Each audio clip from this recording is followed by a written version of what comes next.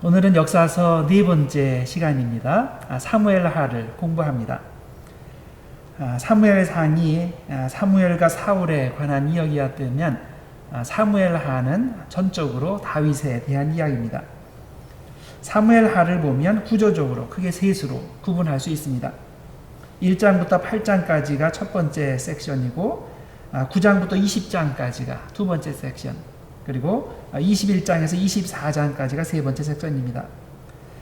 1장부터 8장까지는 다윗의 왕국이 어떻게 세워지는지 그것에 대한 설명이고, 9장부터 20장까지는 반대로 다윗이 영적으로 또 정치적으로 어떻게 하락하는지 그것을 보여주고, 세 번째 섹션은 21장부터 24장까지는 여러 가지 내용이 들어가 있는 부록이라고 할 수 있습니다. 자, 먼저 1장에서 8장까지의 내용을 간단히 살펴봅니다.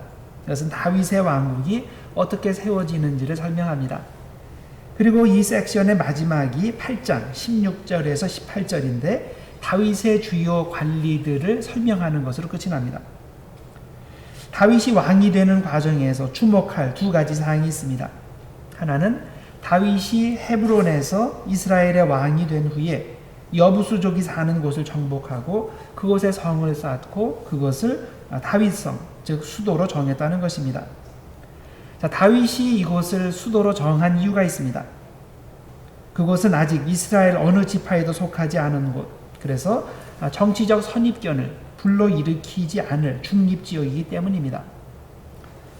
또한 그곳에 살고 있던 여부수족이 다윗에게 맹인과 다리 저는 자라도 너를 물리치리라 하고 장담할 정도로 그것은 방어하기 쉽고 또 공격하기는 어려운 그런 지형을 가지고 있기 때문입니다. 둘째로 주목할 것은 다윗이 하나님께 집을, 즉 성전을 지어드리겠다고 했을 때 하나님께서는 그의 마음을 받으시고 그에게 집, 즉 왕조를 세워주시겠다고 약속하셨다는 겁니다. 그 내용이 사무엘하 7장 11절과 12절에 나옵니다. 여호와가 또 내게 이르노니 여호와가 너를 위하여 집을 짓고 내 수완이 차서 내 조상들과 함께 누울 때에 내가 내 몸에서 날 내 씨를 내 뒤에 세워 그의 나라를 견고하게 하리라. 자, 이렇게 하나님께서 다윗의 집을 세워주시는데 그것보다 더 중요한 것이 있습니다. 이렇게 세워주시는 다윗 왕조는 영원하다는 겁니다. 사무엘하 7장 16절, 내 집과 내 나라가 내 앞에서 영원히 보존되고 내 왕위가 영원히 견고하리라 하셨다 하라. 나중에 다윗 왕조는 바벨론에 의해 멸망하게 되지만 그것으로 왕조가 완전히 끊어지지는 않습니다. 그 후에 다윗의 자손으로 오시는 메시아로 다윗의 왕조가 영원히 이어지게 됩니다. 이 부분이 끝나는 형태와 다음 부분이 끝나는 형태가 같습니다. 둘 다 다윗 왕을 도운 정치, 행정, 종교 지도자들의 이름을 나열합니다. 그래서 8장 16절에서 18절 이 마지막 부분에 다윗의 주요 관리들을 이름을 쭉 소개합니다.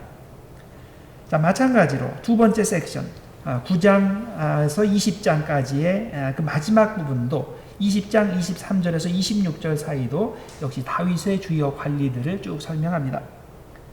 자, 두 번째 섹션 9장에서 20장의 사이 내용은 다윗의 영적 정치적 하락을 설명합니다. 지금까지 승승장구하던 다윗이 영적으로 또 정치적으로 하강하기 시작하는 계기가 있습니다. 바로 밧세바와의 간음 사건입니다.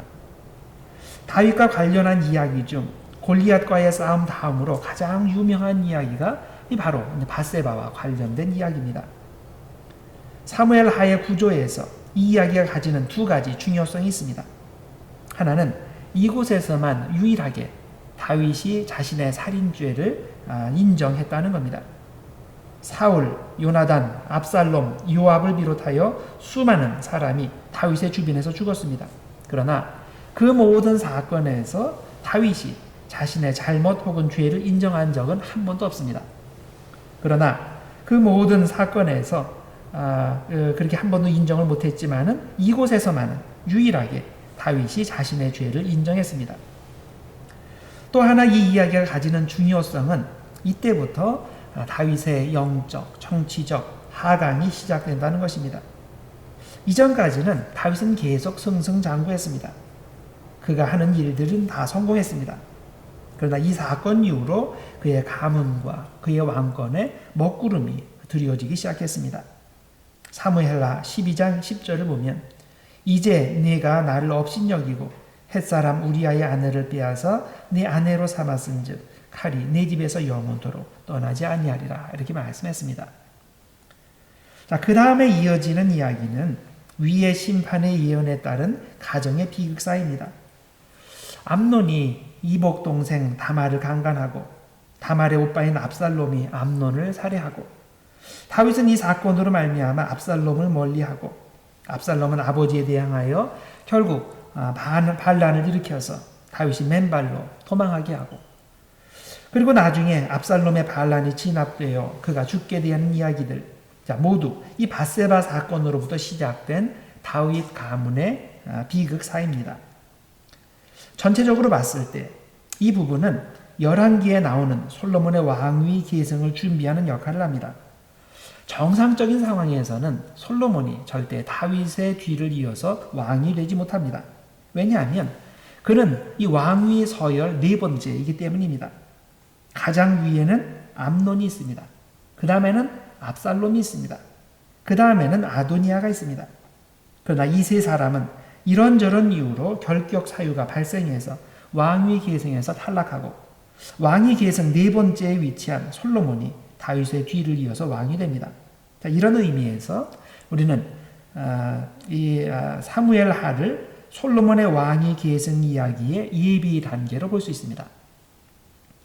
자, 그 다음에 세 번째 섹션은 21장에서 24장입니다. 자, 부록이라고 할 수 있습니다. 사무엘하에서 열왕기상으로 이야기가 이어질 때 사무엘하 21장에서 24장 부분은 꼭 필요하지 않습니다. 자, 사무엘하 20장에서 곧장 열왕기상 1장으로 이동해도 전혀 문제가 없습니다. 사무엘하 21장에서 24장은 자체의 독립구조를 가진 그 잡다한 내용의 모임입니다. 자, 이 부분을 가리켜서 학자들은 교차구조라는 표현을 사용합니다. 키아스무스라는 그런 표현인데 이렇게 여러 가지 괄호 형태로 되어 있는 겁니다. 자, 무슨 말씀이냐면 21장 처음 시작할 때 이야기로 시작합니다. 그리고 24장 마지막 끝날 때 역시 이야기로 끝이 납니다. 그리고 그 안에 그 21장 15장에서 22절까지 그 다윗의 용사들에 대한 내용이 나오고 그리고 마지막에서 두 번째 섹션이 23장 8절에서 39절에도 역시 다윗의 용사들에 대한 그 이름 쭉 설명이 나옵니다. 그리고 가운데 연달아서 두 번에 걸쳐서 노래 혹은 시가 이어집니다. 자, 그래서 맨 끝에 이야기 섹션이 있고 그 다음에 바로 그 안에 들어와서 그 명단이 나오고 그 제일 가운데 두 부분에 다윗의 노래 혹은 시가 있습니다. 자, 그래서 이 21장에서 24장은 이런 자체적인 그 독립적인 그 문학적 구조를 가지고 있습니다. 그래서 내용적으로도 그렇고 형식적으로도 21장에서 24장은 그 부록으로 쳐서 그 사무엘하 20장에서 곧장 그 열왕기상 1장으로 이동해도 전혀 문제가 없다. 구조적으로 이렇게 알아두시면 되겠습니다. 사무엘하의 주인공은 다윗입니다. 자, 다윗에 주어진 중요한 별명이 있죠. 하나님 마음에 맞는 사람이라는 별명입니다. 사무엘상 13장에 보면 사울이 사무엘을 기다리지 못해서 자신이 직접 하나님께 번제와 화목제물을 드리고 이로 인해서 사무엘로부터 심판의 말을 들었습니다. 사무엘상 13장 14절의 내용입니다. 지금은 왕의 나라가 길지 못할 것이라 여호와께서 왕에게 명령하신 바를 왕이 지키지 아니하였으므로 여호와께서 그의 마음에 맞는 사람을 구하여 이 사람이 다윗이죠. 여호와께서 그를 그의 백성의 지도자로 삼으셨느니라. 자, 그의 마음에 맞는 사람 바로 다윗입니다. 사도행전 13장 21절과 22절에도 보면 이 똑같은 표현이 등장합니다. 하나님이 베냐민 지파 사람 기스의 아들 사울을 40년간 주셨다가 피하시고 다윗을 왕으로 세우시고 증언하여 이르시되 내가 이새의 아들 다윗을 만나니 내 마음에 맞는 사람이라 내 뜻을 다 이루리라 하시더니, 여기에도 그 똑같은 표현이 나오죠. 이스라엘 전통에서 다윗은 분명히 모세의 버금가는 중요한 인물입니다. 모세 오경의 분량에는 미치지 못하지만 다윗의 시편도 분량이 상당합니다. 또한 이스라엘 역사에서 다윗 왕조는 너무나 중요해서 모든 사람이 다윗의 가문에서 메시아가 태어난다고 믿었습니다. 하나님의 마음에 맞는 다윗이기에 이런 영광을 얻은 것입니다. 자, 그런데 정말 다윗이 그렇게 이상적인 인물일까요? 정말 하나님의 마음에 그렇게 맞는 사람입니까? 성경 전체의 분위기는 다윗을 그렇게 그리지만 성경을 세부적으로 들여다보면 꼭 그렇지만은 않은 것을 발견하게 됩니다. 그는 예상외로 실수가 많습니다. 인간적인 결함이 많습니다. 자, 다윗의 여러 가지 인간적인 모습들이 등장하는데 몇 가지만 들어드리면 이렇습니다. 사무엘상 25장에 보면 아비가일과 나발에 대한 이야기가 나옵니다. 다윗이 사울을 피해서 광야 지역에 들어가서 살 때 목축업을 크게 하는 나발의 가족을 몰살시킬 뻔한 적이 있습니다. 나발이 양털을 깎는다는 소식을 들었을 때 다윗은 부하 10명을 보내서 이 기회에 우리 애를 좀 도와주십시오라고 요청합니다. 사무엘상 25장 7절에서 8절 내용입니다. 네게 양털 깎는 자들이 있다 함을 이제 내가 들었노라. 네 목자들이 우리와 함께 있었으나 우리가 그들을 해하지 아니하였고 그들이 갈멜에 있는 동안에 그들의 것을 하나도 잃지 아니하였나니 네 소년들에게 물으면 그들이 네게 말하리라. 그런즉 내 소년들이 네게 은혜를 얻게 하라. 우리가 좋은 날에 왔은즉 네 손에 있는 대로 네 종들과 네 아들 다윗에게 주기를 원하노라 하더라 하라. 자, 다윗은 여기에서 혼자만 있는 것이 아니라 자기 밑에 600명의 사람들을 이끌고 있습니다. 당연히 막대한 물자와 식량이 필요합니다. 그래서 이런 좋은 기회에 부자 나발의 도움을 얻으면 큰 부담을 덜 수 있는 겁니다. 자, 그런데 나발이 다윗의 요청에 어떻게 반응합니까? 아주 모욕적으로 반응을 합니다. 사무엘상 25장 10절과 11절입니다. 나발이 다윗의 사환들에게 대답하여 이르되 다윗은 누구며 이새의 아들은 누구냐? 요즘에 각기 주인에게서 억지로 떠나는 종이 많도다. 그러니까 원래의 주인 사울에게서 지금 도망쳤다는 것을 이렇게 의미하는 거죠. 내가 어찌 내 떡과 물과 내 양털 깎는 자를 위하여 잡은 고기를 가져다가 어디서 왔는지도 알지 못하는 자들에게 주겠느냐 한지라.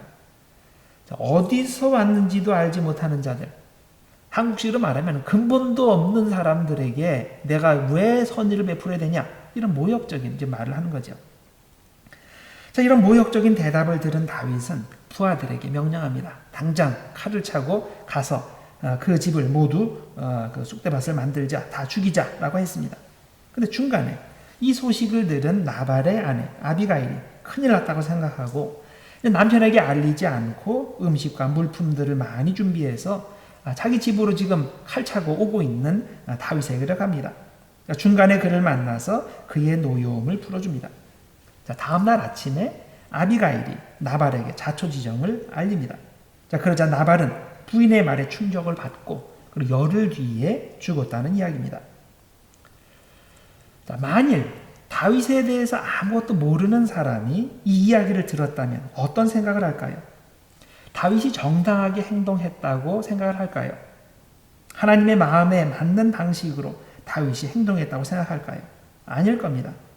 아마도 다윗이 부하들을 시켜서 나발에게 필요한 물품을 요구하는 모습에서 마피아가 자기 구역에 있는 비즈니스 주인에게 돈을 요구하는 모습을 연상할 겁니다. 내가 부하들을 시켜서 당신 비즈니스를 지켜줬기 때문에 지금까지 아무 문제 없이 돈을 잘 벌고 있지 않습니까? 이런 좋은 기회에 한번 큰 턱 내주시죠. 그게 사장님에게도 좋고 나에게도 좋은 일이 아니겠습니까? 자, 마피아의 시각에서 보면 다윗은 나발에게 부드러운 말로 협박한 것이고 세상 물정 모르는 나발은 그것을 단칼에 거절한 겁니다. 나발에게 돈이 생기는 때에 다윗이 부하들을 보내서 도움을 요청하는 것은 충분히 이해가 갑니다. 그런데 그 요청이 거부되자 부하들을 몰고 가서 나발의 가족을 다 죽이려 하는 것은 하나님의 마음에 드는 사람이 할 일은 아닌 것 같습니다. 자, 그 다음에 두 번째로 사무엘상 27장에서 30장 사이에 가보면 다윗이 블레셋에 투항하는 그런 이야기가 나옵니다. 다윗의 일생 중 가장 치욕적인 일 중 하나가 그가 블레셋에 투항해서 그곳에서 용병으로 지낸 일입니다. 다윗은 사울이 매일 그를 쫓아다니기 때문에 하루라도 팔 뻗고 잠을 잘 수가 없었습니다. 그래서 그런 결정을 내렸는데 이로 인해서 그곳에서 지극히 인간적인 방법을 사용할 수밖에 없었습니다. 우선 그는 아기스 왕의 신임을 얻기 위해서 거짓말을 해야 됐고 잔인한 살상을 거듭하게 됩니다. 실제로는 가나안의 여러 부족들을 침입해서 그곳에서 얻은 물자를 아기스에게 갖다 바쳤는데 아기스에게 말을 할 때는 보고할 때는 블레셋의 원수인 유다의 부족 즉 자신의 민족을 상대로 해서 전쟁을 벌여서 얻은 물자라고 거짓말을 했습니다. 더 나아가 자신의 거짓말이 들통나지 않게 하기 위해서 자신이 침입한 부족들을 다 몰살시켰습니다. 한 사람도 남기지 않았습니다. 또 마지막 순간에 하나님께서 강권적으로 막아주시지 않았다면 사울과 요나단이 죽게 되는 바로 그 마지막 전투에 참가해서 이스라엘에게 씻을 수 없는 죄를 범했을 겁니다. 자, 이 모든 것이 하나님을 신뢰하지 못하고 자신의 힘으로 목숨을 유지하려 했던 한 연약한 인간의 모습입니다. 하나님께서 예비하신 땅을 버리고 블레셋으로 투항한 다윗. 하나님께서 자기 차기 왕으로 세우신 백성을 버리고 적국을 위해 일하는 용병이 된 다윗. 자, 우리는 이런 다윗에게서 하나님의 마음에 맞는 사람의 모습을 보기가 힘듭니다. 지극히 인간적인 다윗의 모습을 봅니다. 자, 세 번째로 예를 드릴 수 있는 것이 바세바와 우리야 사건입니다. 사무엘하 11장에서 12장 사이에 나오는 내용입니다. 비가 오는 겨울이 지나고 봄이 옵니다. 다시 암몬 사람들과 전쟁을 해야 될 시기가 왔습니다. 다윗은 전혀 긴장이 되지 않습니다. 하나님께 이를 위해 간절히 기도하지도 않고 또 자기가 직접 전쟁에 나가서 군대를 이끌 마음도 없습니다. 단지 요압 장군에게 군대를 맡기고 자기는 궁중에 머뭅니다. 이러한 나태한 상태에서 그는 바세바가 목욕하는 것을 보고 그를 궁중으로 불러들여 간음죄를 저지릅니다. 바세바가 목욕하는 것은 단순히 청결 유지를 위한 것이 아닙니다. 이것은 정결 예식의 일부입니다. 여자는 월경이 끝난 후 일주일 동안은 부정하고 마지막 날에 이 정결 예식을 행하고 나서야 정상으로 돌아옵니다. 정결 예식을 행해야 성전에 가서 하나님께 예배드릴 수 있는 그런 정결한 상태가 되는 겁니다. 이때가 바세바가 임신하기 딱 좋은 시기였고 바로 그때 다윗이 그를 부른 겁니다. 당시 다윗의 영적 상태가 어땠는지는 그가 우리아의 사망 소식을 들었을 때 잘 나타납니다. 우리아의 사망 소식을 전한 전령에게 다윗은 이렇게 말합니다. 사무엘하 11장 25절 이 일로 걱정하지 말라. 칼은 이 사람이나 저 사람이나 삼키느니라. 이것을 더 정확히 문자적으로 옮기면 이렇게 됩니다. 이 일을 네 눈에 악하게 보지 말라. 칼은 이 사람이나 저 사람이나 죽이기 때문이다. 결국 다윗의 말은 이 일은 내 눈에 악하게 보이지 않으니 내 눈에도 악하게 보일 필요가 없다. 그 말입니다. 다윗은 우리아가 죽은 것을 자기 눈에 악하게 보지 않기 때문에 요압도 악하게 보지 말라고 합니다. 자, 그러나 하나님의 눈에는 이것이 악한 일이었던 겁니다. 자, 자신의 눈에 악하게 보인다는 표현은 사사기에서 그토록 정죄했던 표현입니다. 하나님을 믿는 사람은 자신의 눈에 옳게 보이는 대로 행하지 말고 하나님의 눈에 옳은 대로 행해야 됩니다. 다윗은 자신의 눈에 옳은 대로 행했습니다. 하나님 마음에 맞는 사람의 모습과는 좀 거리가 멉니다. 자, 네 번째로 말씀드릴 수 있는 것이 다윗의 마지막 유언입니다. 열왕기상 2장에 나오는 내용입니다. 다윗이 죽을 날이 가까이 왔을 때 솔로몬을 불러다 놓고 그에게 마지막 유언을 남겼습니다. 우선 형통한 삶을 살기 위해서는 반드시 하나님의 법을 떠나지 말고 하나님의 말씀에 순종해야 된다는 신명기적 대원칙을 말해 주었습니다. 자, 그리고 나서 구체적으로 처리해야 될 사람들을 언급합니다. 자, 가장 먼저 언급하는 사람이 요압입니다. 열왕기상 2장 5절과 6절입니다. 수리야의 아들 요압이 내게 행한 일, 곧 이스라엘 군대의 두 사령관 네레의 아들 아브넬과 예델의 아들 아마사에게 행한 일을 내가 알거니와 그가 그들을 죽여 태평시대에 전쟁의 피를 흘리고 전쟁의 피를 자기의 허리에 띤 띠와 발에 신은 신에 묻혔으니 네 지혜대로 행하여. 자, 여기 지혜대로라는 말이 중요합니다. 자, 솔로몬은 지혜로운 사람이니까 네 지혜대로 재량껏 그의 백발이 평안히 수월에 내려가지 못하게 하라. 이전에 다윗이 북이스라엘의 실세였던 아브넬이 자기를 찾아와서 투항했을 때 그를 편안히 돌려보냈는데 동생의 죽음에 대한 복수를 벼르고 있었던 요압이 그를 암살했습니다. 또 다윗이 전쟁에서 아들 압살롬을 살려두라고 했는데 요압이 그 말을 무시하고 압살롬을 죽였습니다. 또 왕국의 재정비를 위해서 다윗이 압살롬의 군대 장관이었던 아마사를 등용했는데 요압이 다윗의 뜻을 거스르고 그를 죽였습니다. 다윗은 평생 자기를 도왔던 요압을 차마 자기 손으로 처치할 수 없습니다. 그러나 자기가 죽은 후에 이 지혜로운 솔로몬이 적당한 방법을 찾아서 편안히 죽지 못하게 하라고 유언을 한 겁니다. 또 한 사람, 처치하라고 부탁한 사람이 있습니다. 바로 시므이라는 사람입니다. 시므이는 다윗이 압살롬의 반란을 피해 맨발로 도망갈 때 언덕 위를 따라다니면서 돌을 던지면서 저주했던 사람입니다. 사무엘하 16장 7절과 8절에 그 내용이 나옵니다. 피를 흘린 자여 사악한 자여 가거라 가거라. 사울의 족속의 모든 피를 여호와께서 내게로 돌리셨도다. 그를 이어서 네가 왕이 되었으나 여호와께서 나라를 네 아들 압살롬의 손에 넘기셨도다. 보라, 너는 피를 흘린 자이므로 화를 자초하였느니라. 자, 그런데 나중에 다윗이 압살롬의 반란을 진압하죠. 자, 그리고 나서 예루살렘으로 돌아오게 되는데 그때 제일 먼저 나타나서 다윗 앞에 바짝 엎드려서 살려달라고 요청한 사람이 이 시므이입니다. 그때 다윗은 그를 죽이지 않겠다고 약속했습니다. 그런데 다윗이 죽음을 앞두고서 솔로몬에게 그를 편하게 죽지 말게 하라고 유언을 남긴 겁니다. 열왕기하 2장 8절과 9절에 그 내용이 나옵니다. 바울인 베냐민 사람 게라의 아들 시므이가 너와 함께 있나니 그는 내가 마하나임으로 갈 때에 악독한 말로 나를 저주하였느니라. 그러나 그가 요단에 내려와서 나를 영접함으로 내가 여호와를 두고 맹세하여 이르기를 내가 칼로 너를 죽이지 아니하리라 하였노라. 그러나 그를 무죄한 자로 여기지 말지어다. 너는 지혜 있는 사람이므로. 여기 또 지혜 있다는 말을 하죠. 그에게 행할 일을 알지니 그의 백발이 피 가운데 수월에 내려가게 하라. 제명에 죽지 못하게 죽이라는 그런 말이죠.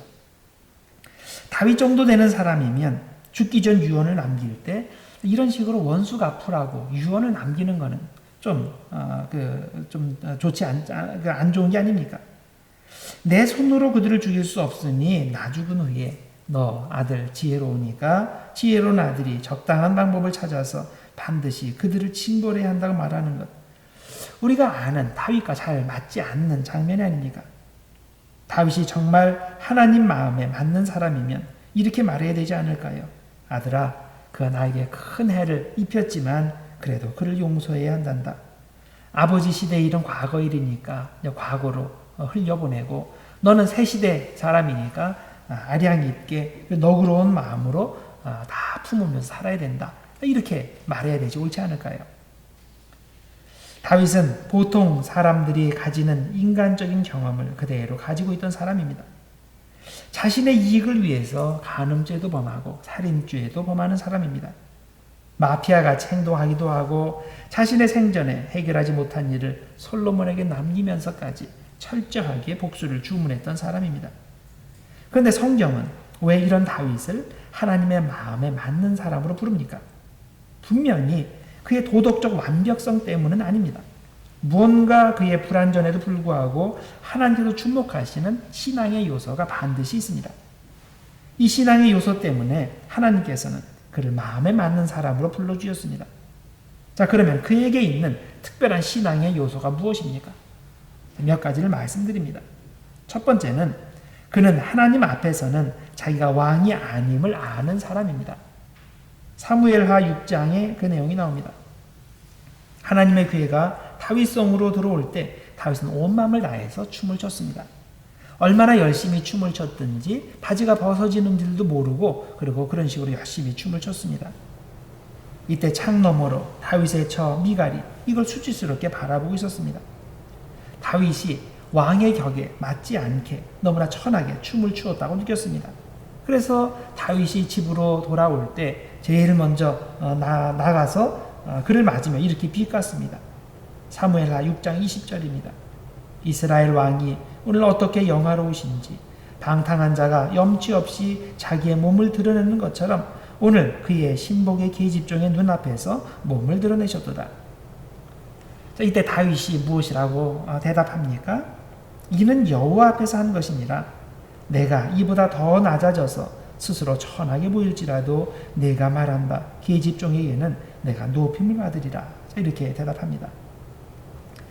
자, 미갈이 다윗을 비난한 이유가 무엇일까요? 진짜 남편의 위험을 생각해서 그렇게 비난했을까요? 아닙니다.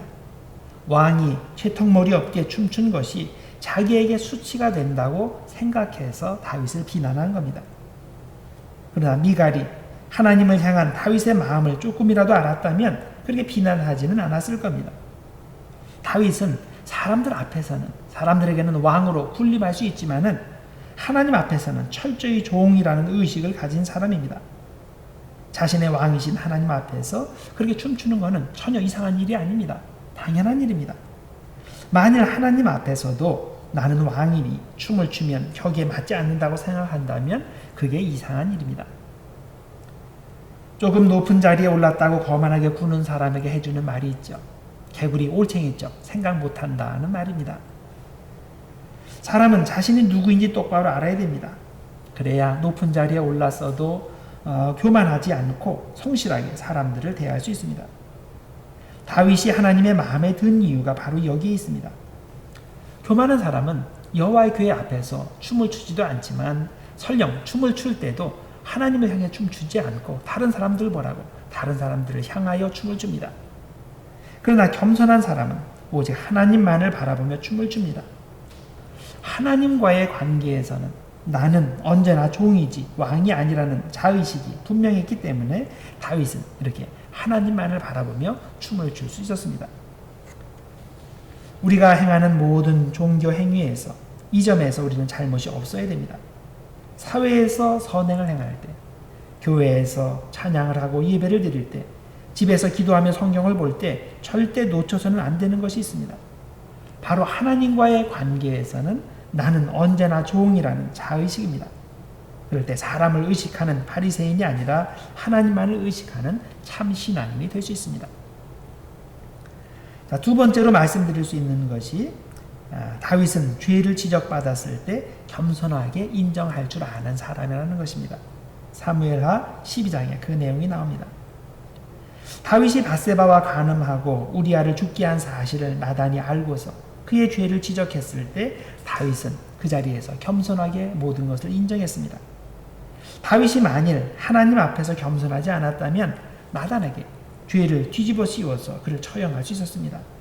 아니면 우리아를 제거했던 그 방식으로 요압을 통해서 나단을 제거하게 할 수도 있었습니다. 그러나 그렇게 하지 않았습니다. 왜냐하면 그는 하나님 앞에서 겸손했기 때문입니다. 그는 나단 선지자의 책망에서 하나님의 음성을 들었고 그 하나님의 음성에 겸손히 무릎 꿇었습니다. 누구나 어떤 비밀스러운 죄를 지적받을 때 자신의 죄를 인정하거나 회개하기란 쉽지 않습니다. 특히 높은 위치에 오른 사람은 더욱더 그렇습니다. 교육을 많이 받고 부유하고 유명하고 정치적으로 높은 위치에 오른 사람은 죄를 인정하고 회개하는 것이 대단히 어렵습니다.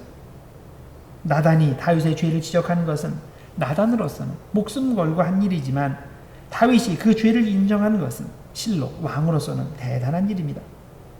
주변에 예스맨들이 포진하고 왕의 잘못을 지적하는 사람이 하나도 없는 상황에서 나단의 정죄를 받아들이는 것은 다윗이 얼마나 하나님 앞에 겸손한지를 보여주는 예가 됩니다. 하나님 앞에서의 이런 겸손함 때문에 그는 하나님 마음에 맞는 사람이 된 것입니다. 세 번째로 말씀드릴 수 있는 것이 다윗은 진심으로 회개했다는 것입니다. 사무엘하 12장에 역시 나옵니다. 다윗이 자신의 죄를 인정할 때 한 가지 주목할 만한 특징이 눈에 띕니다. 그에게는 절대 변명이 없었다는 겁니다. 사무엘하 12장 13절 다윗이 나단에게 이르되 내가 여호와께 죄를 범하였노라 하네. 내가 여호와께 죄를 범했습니다. 이것으로 끝입니다. 우리는 경험적으로 압니다. 진심으로 잘못을 인정하고 회개하는 사람은 변명이 없습니다. 나는 이것에서 잘못했습니다. 그러나 하고 다른 말을 붙이면 결국 자기 잘못을 인정하지 않고 회개하지 않겠다는 뜻입니다. 또 내가 잘못했기는 했지만 나만 그랬나요? 다른 사람들은 나보다 더 나쁜 짓 많이 해요. 자, 이런 식으로 남과 비교하며 자신을 비난하는 사람도 역시 진심으로 회개할 마음이 없는 사람입니다. 진심으로 잘못을 인정하고 회개하는 사람은 내가 정말 여호와께 범죄했습니다. 이것으로 끝입니다. 또한 다윗이 자신이 지은 죄에 대해 기꺼이 대가를 치를 준비가 되어 있다는 것에서 우리는 다윗의 진심 어린 회개를 확인할 수 있습니다. 그는 진심으로 회개하기 때문에 바세바로부터 얻은 첫 아들이 죽었을 때 그것을 겸손히 받아들였습니다. 아들 압살롬이 반란을 일으키는 그 아픔을 겪게 될 때도 그걸 겸손히 받아들이고 묵묵히 피난길을 떠났습니다. 진정한 회개는 하나님의 손에 모든 것을 맡기고 모든 처벌을 달게 받는 것입니다. 어떤 사람은 회개에 대해 오해합니다. 내가 진심으로 회개하고 하나님도 용서하셨으면 그것으로 끝이라고 생각합니다. 그러나 성경은 그렇게 가르치지 않습니다. 참된 회개는 자신의 죄에 대해 충분한 대가를 치르는 겁니다. 살인죄를 저질렀으면 며칠간 금식 기도하며 눈물로 기도하는 것으로 충분하지 않습니다. 물론 그렇게 해야 되지만 그렇게 한 후에는 대가를 치러야 됩니다. 피해 가족에게 가서 가능한 한 보상을 해야 되고 감옥에 가야 됩니다. 그러면 우리가 진정으로 회개하고 하나님께서 용서하실 때 우리가 얻는 것이 무엇입니까? 깨끗한 양심을 얻습니다. 진정으로 회개할 때 하나님은 우리에게 깨끗한 양심을 주시고 하나님과의 관계를 회복시켜 주시고 우리 영혼에 참 평안을 주십니다. 다윗은 정말로 회개했습니다. 그가 바세바를 통해 낳은 아들 중 하나를 나단으로 이름 지은 것을 보면 알 수 있습니다. 역대상 3장 5절에 보면 바세바를 통해서 낳은 아이들 이름이 나옵니다. 예루살렘에서 다윗이 낳은 아들들은 이러하니 시므아와 소밥과 나단과 솔로몬 네 사람은 다 암미엘의 딸 바수아 즉 바세바의 소생이요 라고 되어 있습니다. 자, 여기에 보면 바세바를 통해서 낳은 아들들의 이름이 나오는데 그중 나단이라는 이름이 포함되어 있는 것 놀랍지 않습니까? 자, 보통 사람들 같으면 자기의 죄를 그렇게 심하게 지적하고 회개를 요구한 이 나단이라는 선지자 아마 생각조차 하기 싫을 겁니다. 그런데 다윗은 달랐습니다. 그는 철저히 회개했기 때문에 회개한 마음을 계속 유지하기 위해서 일부러 그 아들에게 나단이라는 이름을 붙여주었을 것입니다. 아들 나단을 바라볼 때마다 그 이름을 부를 때마다 자신의 인간적인 연약함을 생각하고 동시에 하나님의 은혜를 생각했을 것입니다. 다윗은 결점도 많고 죄도 많은 사람입니다. 그러나 그런 사람을 성경은 하나님의 마음에 맞는 사람이라고 인정해 주었습니다. 그의 완벽한 삶 때문이 아니라 그의 중심에 있는 하나님에 대한 순수한 믿음과 사랑 때문에 그렇게 인정해 주었습니다. 하나님 앞에서 자신은 영원히 종이라는 자의식을 잊지 않는 겸손함, 죄를 지적받았을 때 정직하게 죄를 인정하고 회개하는 태도, 그리고 보이기 위한 회개가 아니라 하나님을 향한 진정한 회개를 할 줄 아는 진실한 신앙, 이것이 그를 하나님의 마음에 맞는 사람으로 만들어 주었습니다.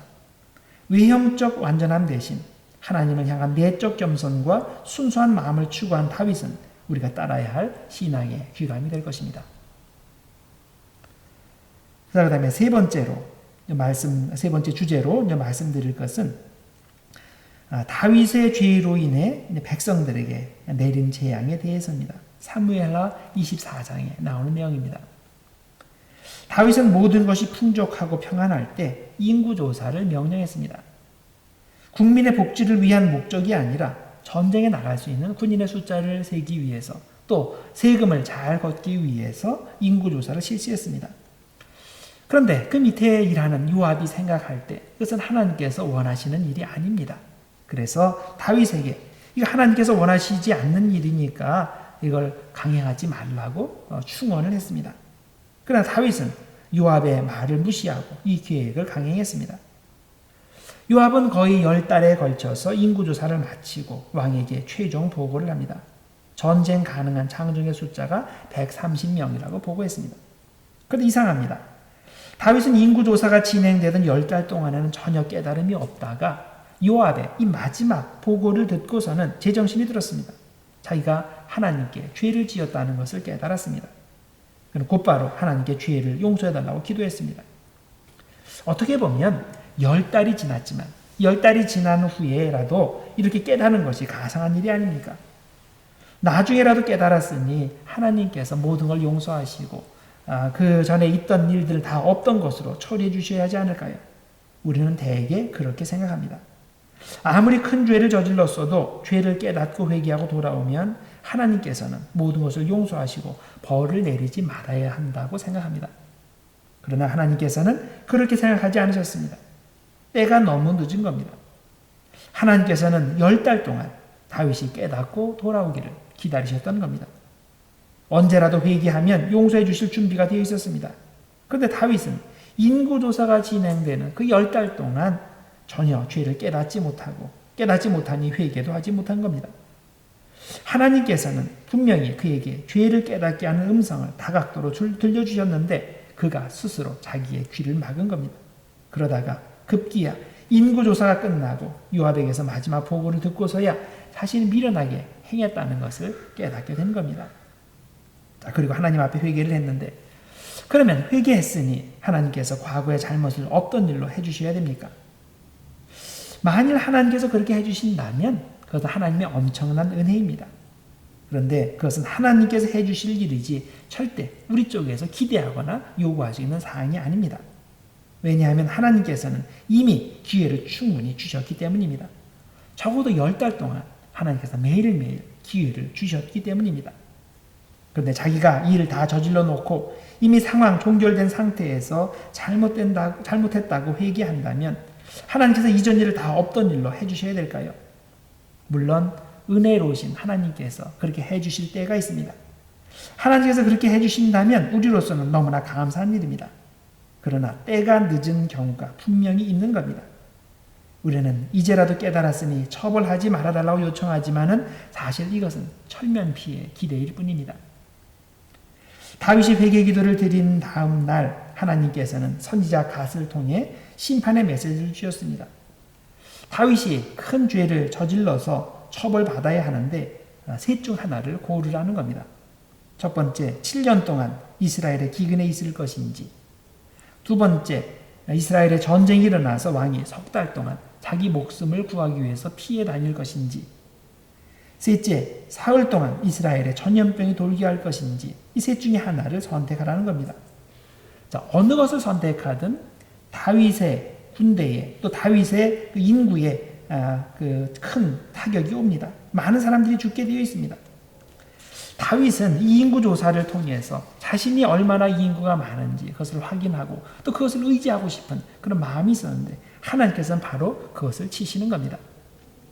다윗은 세 번째를 선택합니다. 사람의 손에 빠지는 것보다 하나님의 손에 빠지는 것이 더 좋다고 생각했습니다. 하나님은 긍휼이 많으신 분이기 때문에 어느 순간에 마음을 돌이키실 수 있다고 생각했습니다.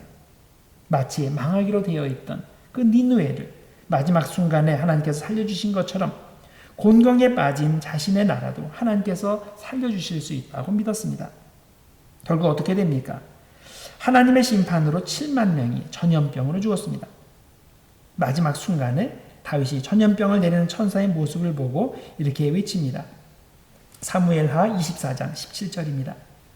나는 범죄하였고 악을 행하였거니와 이 양 무리는 무엇을 행하였나이까? 청하건대 주의 손으로 나와 내 아버지의 집을 치소서. 무슨 말입니까? 최고 정치가인 내가 죄를 지었는데 왜 이 백성들이 죽어야 됩니까? 죄 지은 사람은 나와 또 죄 지은 사람은 나이기 때문에 저와 제 아들들이 대신 죽는 것이 맞습니다. 이 말입니다. 정치 지도자가 잘못된 선택을 할 때 밑에 있는 사람들은 큰 고통을 당하게 됩니다. 특히 그가 의도적으로 악할 때는 백성이 얼마나 큰 비극을 당하는지 우리는 과거 역사를 통해 반복해서 경험합니다. 히틀러가 독일 정치를 장악하고 게르만 민족의 우월성을 절대화하는 정책을 폈을 때 어떤 일이 벌어졌습니까? 유럽에 사는 수많은 유대인들이 학살당했고 2차 세계대전이 일어났습니다. 크메르 루즈가 캄보디아를 장악했을 때도 엄청난 집단 학살이 이루어졌습니다. 이때 전체 인구의 25%가 죽었다고 합니다. 어느 나라이든 정치 지도자가 올바르지 못한 동기로 정치를 하면 온 나라가 고통을 당하게 되어 있습니다. 그러면 그런 악한 지도자 밑에서 고통당하는 백성은 죄가 없습니까? 백성은 선한데 그 특정 정치 지도자들만 악하기 때문에 나라가 그렇게 어려워집니까? 그렇지 않습니다.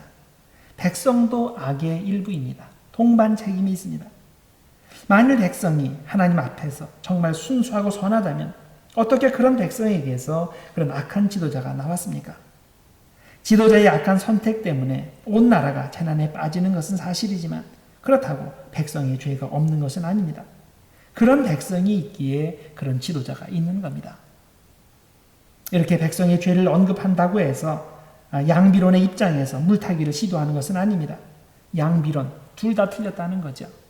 그래서 이것도 틀렸고 저것도 틀렸기 때문에 결국 피장파장 둘 다 큰 차이가 없으니까 서로 비난하지 말자. 이런 내용은 아닙니다. 그런 양비론을 옹호하는 것이 아닙니다. 정치가의 악한 정책으로 나라가 재난에 빠졌다면 당연히 국민은 그 정치가에서 책임을 물어야 됩니다. 그러나 그렇게 할 때 국민은 그 악에 전혀 관여하지 않은 것처럼 자기들은 100% 순수한데 특정 정치가만 썩어서 나라가 그렇게 된 것처럼 말해서는 안 됩니다. 사무엘하 24장의 경우 다윗이 인구조사를 실시하기 전에는 백성에게 전염병 재앙이 내리지 않았습니다. 자, 그렇다면 전염병 재앙이 내리는 것이 전적으로 다윗의 죄 때문일까요? 그렇지 않습니다. 백성은 재앙 이전이나 이후나 똑같은 죄의 상태에 있었습니다. 그런데 다윗의 죄가 그들의 죄에 더해졌을 때 전체 죄의 한도가 넘은 것입니다. 이스라엘의 죄악의 항아리가 넘친 겁니다. 우리가 정치 지도자의 죄를 볼 때 그것이 단지 그 사람만의 죄가 아니라 그 죄가 우리 자신의 죄의 연장이라는 것을 정직하게 인정할 필요가 있습니다. 예를 들어서 정치 지도자의 탐욕으로 국민이 고통당할 때 우리는 내 안에 있는 똑같은 탐욕의 문제를 볼 줄 알아야 됩니다. 정치 지도자의 교만으로 거짓말로 혹은 편견으로 국민이 고통당할 때 사실 내 안에도 똑같은 문제가 있는 것을 볼 줄 알아야 됩니다. 요한복음 8장에 보면 음행하는 현장에서 붙잡혀온 여자 이야기가 나옵니다. 남자들이 그녀를 잡아다가 예수님 앞에 던져놓았습니다. 손에 돌을 들고 예수님께서 율법대로 죽이라 말씀하시면 즉시 돌로 쳐 죽인다고 하였습니다. 그때 예수님께서 그 남자들에게 뭐라고 말씀하셨습니까? 죄 없는 사람이 먼저 돌을 들어서 치라고 말씀하셨습니다. 성경에는 그냥 죄 없는 사람이라고 되어 있지만 그 말을 듣는 남자들은 간음죄가 전혀 없는 사람, 행동의 차원뿐만 아니라 마음의 차원에서도 간음의 죄를 전혀 짓지 않는 사람이 먼저 돌을 들어 치라는 말로 들었을 것입니다. 간음의 죄, 과연 그 여인만의 문제일까요? 그 여인만의 문제라고 생각하는 사람은 돌을 들어서 칠 수 있습니다. 그러나 나도 어느 정도 그 죄에 동참하고 있다고 인정하는 사람은 분명히 그녀의 행위는 죄라고 지적해도 돌을 들어 그녀를 죽일 수는 없습니다. 우리는 종종 정치가나 어떤 저명 인사가 사회의 지탄을 받는 죄를 지은 것이 발각되어서 하루아침에 몰락하는 경우들을 보게 됩니다. 그런데 사실 이것이 그들만의 문제일까요? 우리는 얼마나 자신 있게 그들에게 손가락질할 수 있습니까? 정말 나의 손과 발과 마음은 깨끗합니까? 우리는 그들의 몰락을 보면서 자신을 돌아보는 겸손함과 정직함이 필요합니다. 그들을 향하는 손가락질을 우리 자신에게로 돌릴 줄 알아야 됩니다. 그래야 내가 살고 가정이 살고 교회가 살고 우리 나라가 삽니다. 물론 그렇다고 다른 사람들의 잘못, 특히 정치가의 잘못을 지적하지 말라는 말은 아닙니다. 그들의 죄악은 아무리 곱게 치장해도 아무리 선전해도 그것은 죄악입니다. 그런데 마치 나 자신은 그런 죄악에 아무런 상관이 없다는 식으로 그들을 정죄하기만 한다면 나는 위선자밖에 되지 않는 겁니다. 그들의 몰락을 통해 타산지석을 삼지 못하는 미련한 사람밖에 되지 못합니다. 누가복음 13장에 보면 타인의 죄 때문에 살해당한 사람들의 이야기가 나옵니다. 어떤 갈릴리 사람들이 예루살렘에 와서 성전 제사를 드리고 있었는데 빌라도가 그들을 죽여서 그들의 피가 제물에 섞이는 일이 벌어졌다는 겁니다. 또 누군가가 실로암 망대를 건축했는데 그것이 부실공사였는지 갑자기 그 망대가 무너져서 그 밑에 있던 사람들이 다 깔려 죽었다는 그런 이야기가 있습니다. 자, 이에 대해서 예수님께서 뭐라고 말씀하셨는지 기억하십니까? 그렇게 죽은 사람들의 몰락을 보면서 나 자신도 그렇게 될 수 있다는 생각을 해야 된다고 말씀하셨습니다. 그들은 죄인이어서 죽었고 나는 죄인이 아니어서 살아있는 것이 아니라는 말입니다. 나도 그 시간에 그 자리에 있을 수 있고 그랬다면 내가 죽고 그들은 살아있을 수 있다는 말입니다. 우리는 어떤 악행으로 인한 재난을 볼 때 무조건 남을 향해 정죄의 손가락을 하기 이전에 먼저 나 자신의 죄를 생각하며 그걸 보며 회개할 줄 알아야 됩니다. 그들의 몰락을 볼 때 그들만 큰 죄를 지어서 그랬다고 몰아가지 말고 오히려 나도 죄를 회개하지 않으면 언제든지 그렇게 될 수 있다는 생각을 해야 됩니다. 그래서 누가복음 13장 4절과 5절에 주님께서 이렇게 말씀하십니다. 그들이 다른 모든 사람보다 죄가 더 있는 줄 아느냐? 너희에게 이르노니 아니라. 너희도 만일 회개하지 아니하면 다 이와 같이 망하리라. 자, 어떻게 하면 망한다고 했습니까?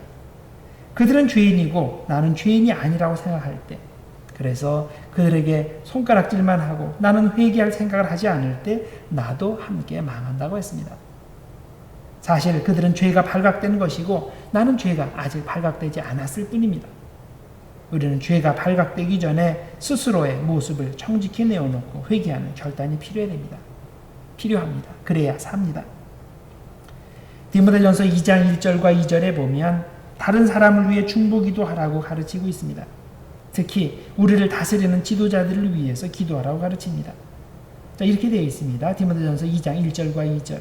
그러므로 내가 첫째로 권하노니 모든 사람을 위하여 간구와 기도와 도고와 감사를 하되 임금들과 높은 지위에 있는 모든 사람을 위하여 하라.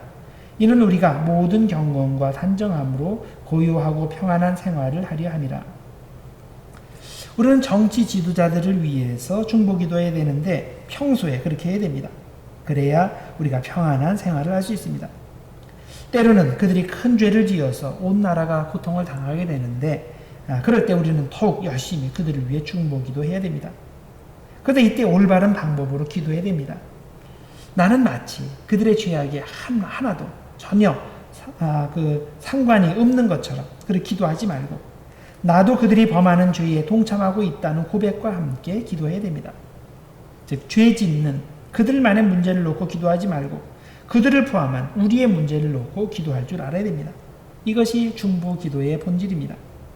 중보기도는 기본적으로 그들을 위해 기도하는 것이 아니라 나를 포함한 우리를 위해 기도하는 것입니다. 이웃의 죄 때문에 혹은 정치 지도자의 죄 때문에 고통당하고 있습니까? 그들의 죄 안에서 나 자신의 죄를 보며 우리를 위해서 함께 기도하는 우리가 되기를 바랍니다. 하나님께서는 우리가 복받기를 바라십니다. 개인적으로도 복받고 우리가 국가적으로도 복받기를 원하십니다. 그러기 위해서 개인적으로는 항상 하나님을 바라보는 겸손함이 필요합니다. 또 다른 사람들의 죄를 볼 때 그들의 죄 안에서 나 자신의 죄를 보며 함께 통회하며 회개하는 그런 정직성이 필요합니다. 국가적으로는 정치 지도자들을 위해 중보기도해야 됩니다. 평안할 때도 기도해야 되지만 특히 그들의 악행을 통해 많은 사람이 고통당할 때 나 자신을 그들의 악의 일부로 보며 기도해야 됩니다. 그들을 향한 정죄의 기도가 아니라 우리를 향한 중보의 기도를 할 때 하나님께서 우리를 회복시켜 주십니다. 우리의 기도를 통해서 하나님께서 우리 나라를 회복시켜 주십니다. 그런 회복의 은혜가 우리에게 임하기를 주님의 이름으로 축원합니다. 기도하겠습니다. 하나님 아버지 감사합니다. 주님께서 오늘 말씀을 통해서 우리 자신을 다시 한번 돌아보게 하시니 감사합니다. 다윗이라는 인물을 통해서 하나님께서 그 흠 많고 죄 많은 다윗을 왜 사랑하시고 또 마음에 맞는 사람으로 인정해 주셨는지 그것을 우리들이 살펴보았습니다. 더욱더 하나님 앞에 겸손하게 하시고 오직 하나님 바라보며 신앙생활하게 하시고 항상 주님을 위해서 충성 봉사하는 순수한 믿음의 사람들 모두 될 수 있도록 하나님 축복해 주시옵소서. 예수님의 이름으로 기도드렸나이다. 아멘.